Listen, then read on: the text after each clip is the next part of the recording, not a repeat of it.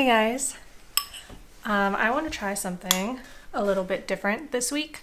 There is still going to be a garden tour, but I wanted to include more of the stuff that I'm doing throughout the week and just hopefully give you guys a better picture of what it actually looks like to be managing this garden and using food from it on a weekly basis. That's always been the goal of my garden tours, is to give you guys, and especially new gardeners, a realistic view of what managing a garden that looks like mine is. And the failures and how hard it is, but also, how not hard it is in some ways. It doesn't have to be a huge effort in every single area. So this week we're gonna try it out and y'all are gonna let me know what you think. So this is mashed rutabaga. I pulled that giant rutabaga out of the garden that I've been waiting on. It's the first one I've ever grown myself, and I am so happy. It is so tasty. It's not bitter at all. It is excellent. It's like pretty much just as good as mashed potatoes. I prepared it exactly the same way you would prepare mashed potatoes, with a little bit of butter, heavy cream, salt, and pepper in it. It is excellent. I could probably eat it all in one go. So while I'm eating a very late lunch, early dinner, I don't know, I've also been working on my garden planning. And this is something that you guys will see when I go live. It is, as of filming, I don't know what date I'm going live, but I am filling out this entire garden planner, and I'm going to be talking to you guys about how I am planning my garden, like not like a whole lot differently, but like differently and more structured this year.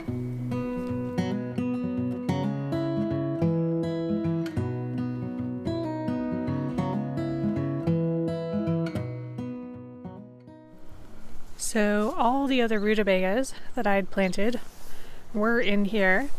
I have not pulled any of them out. I have not pulled anything out of here besides like one beet or so. And this was totally full of foliage, and you can see just how completely it has all died back, except for the beets and the carrots over here. Like, we can take a look at this guy. This actually looks like a beet.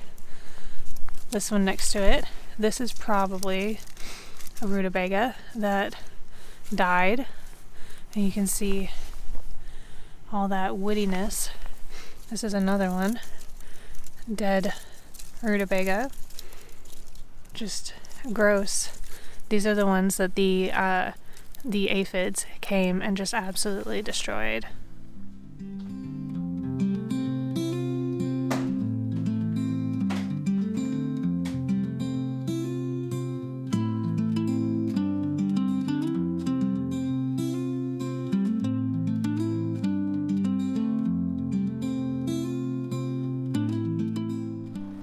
Alright, so I am going to give you guys a preview of kind of where I think I'm going to be planting stuff this year.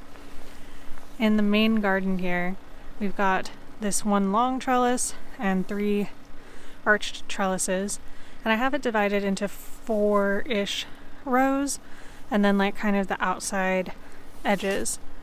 So mostly along the outside edges is where I'm going to be concentrating my perennial plantings. Oh, hello. This is a visitor. Oh, I'm so sorry. Yeah, along these edges, I'm trying to get perennials established. I've got marshmallow down there at the end, and there should be some skullcap coming back along the edge here. There's also some strawberries in here. We'll see if they actually come back. And any other, I think I'm gonna do pigeon peas in here as well. And I'm probably going to do a few more perennials back along this edge. And the perennials are all along the outside because I'm really wanting to form more of like a natural wall to the garden. Oh yeah, also back here we still have feverfew and valerian, and I think there's lemon balm back there. Having them on the edges also is hopefully going to help stop the grass from spreading in so much. I would like some pretty pretty tenacious little plants competing with the grass that's always trying to come in the edges over here. Now, as for the whole center section of the garden, I'm gonna do like basically the same-ish thing that I've been doing. We'll have tomatoes along this row, peppers and eggplants kind of in here. We'll do a trellis of noodle beans. I don't know which one I'm gonna do yet. Some cucumbers, some blue butterfly peas, all of that all over the trellises. This trellis is gonna be scarlet runner beans again. And part of the reason that I'm not really switching up where stuff goes is just because it's been working really well in those spots. I have sunnier spots and shadier spots in my garden, and everything has been doing really well in the spots that they are at. And also, I'm not particularly worried about rotating, because mostly you have to worry about rotating your crops if you have like a soil-borne pathogen that is going to be affecting that crop. You don't want to grow it in the same spot where the pathogen is.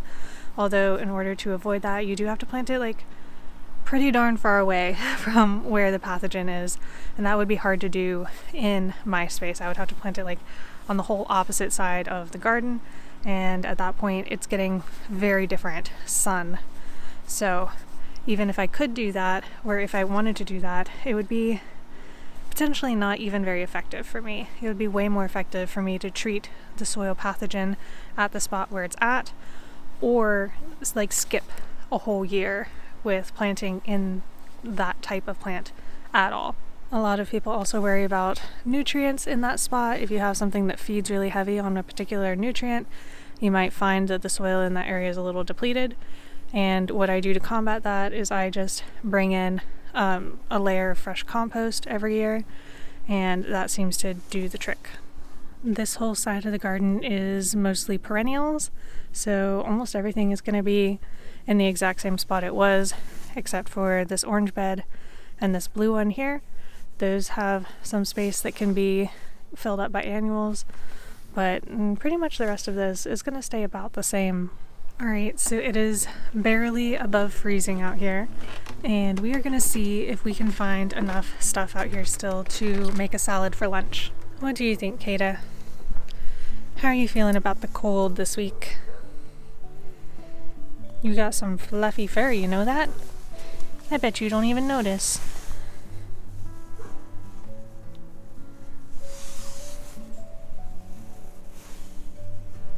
First thing I'm gonna look for is my lettuce.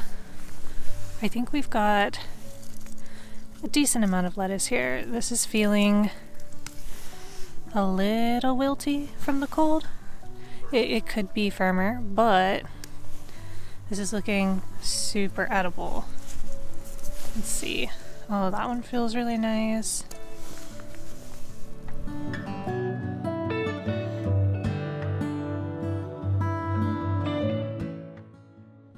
I also have these path carrots, and I want to pull one and check and see how it's doing, and hopefully add that to my salad. Well, so this is the Auxhart variety, and it is supposed to be short and fat. I wish it was bigger, but you know, that's decent, especially for a volunteer. I'm gonna grab a couple leaves from these mystery brassicas that I'm like 90% sure are broccolis. The leaves, I will have to treat them more like kale than like lettuce, but they should still be nice and tasty. I have just the tiniest bit of greens and, well, purples to pull from over here. Let's see, I bet this plant could spare one spinach leaf. A little tiny bit of these purple ones. If I was making a savory salad, I would pull some of my onion greens, but today it's going to be sweet. I've still got dandelions around here. Oh, hello, Kata. So I'm going to pull a few of the smallest dandelion leaves to add to my salad.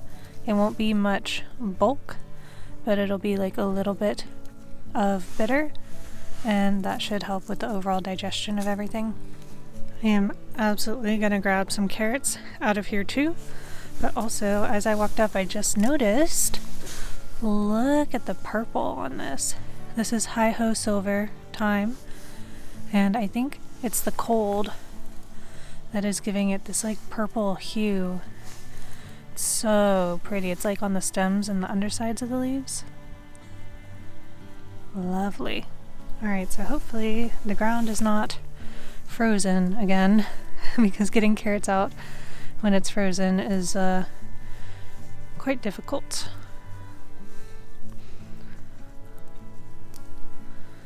Okay, those are some tiny babies, but we can work with that.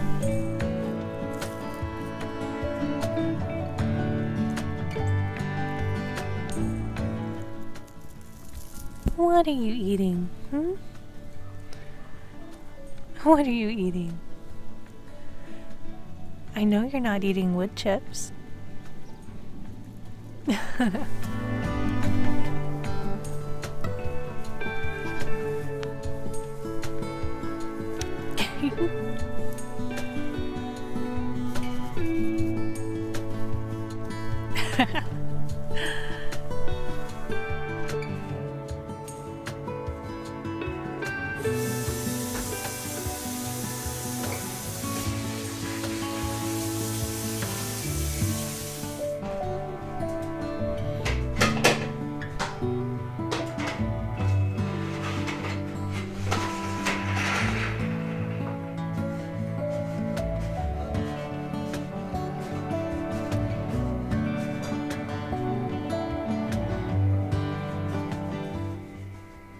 So normally I would massage kale to make it taste better in salads. So I'm trying that out with the broccoli, I think, greens. And then everything else can just go in as it normally would. I'm also adding in a few of the carrot tops that looked especially nice, just as like a nice little nutrient addition to the salad. There's not like a ton of volume of them again, but you know, it's gonna be some greens. It's gonna be good for me. And I really like wasting as little as possible when it comes to stuff that I've taken a lot of time in the garden to grow, you know? Once you started growing stuff yourself, you like, I mean, maybe it's just me, but I feel like you suddenly just appreciate every little bit of it so much more. Like even the carrot tops that I'm cutting off, these are gonna go in my broth bag that I keep in the freezer that I use to make vegetable broth. And at this point, I'm making enough vegetable broth that I don't even need to buy any. It's been really convenient, and it was also a really great thing for me to learn pressure canning on, because I was making a ton of it and then trying to stick it in my fridge and finding that I did not really have the room in my fridge for all of that.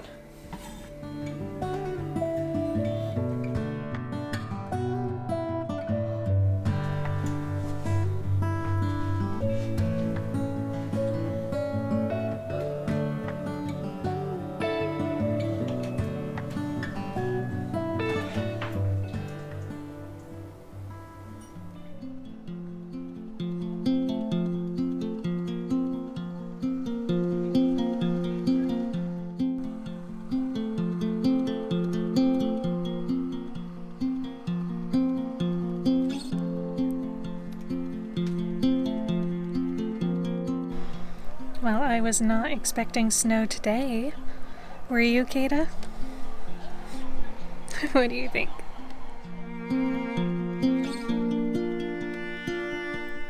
So the Weather Service has not really predicted snow for this area, at least like the little weather app says, oh, it could precipitate. It didn't mention any kind of precipitation. Usually that means rain. And if you look at just like the daily overview, it just says partly cloudy for the whole day today. So I am very surprised by the snow. My neighbor just told me that he knew it was going to snow because he could smell it, which, gosh, if that's true, that's a superpower. 3 years since our last snow, and already this month we've had it snow and stick, it seems, twice. It is very much below freezing, so we have a good chance of keeping all of that snow. It is going to be dark here very soon, so unfortunately I won't be able to show you guys just how much snow accumulates, but it looks like it might actually be a lot. I guess you'll just have to come back next week to find out. Until then, happy gardening!